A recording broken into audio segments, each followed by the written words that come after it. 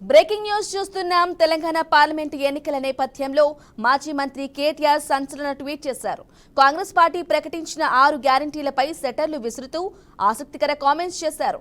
కాంగ్రెస్ ఇచ్చిన 6 గ్యారెంటీలు గాలి కొదిలేశారని, అందుకే ఈ 6 గ్యారెంటీలను గుర్తించుకొని ఓటు వేయాలని కోరారు.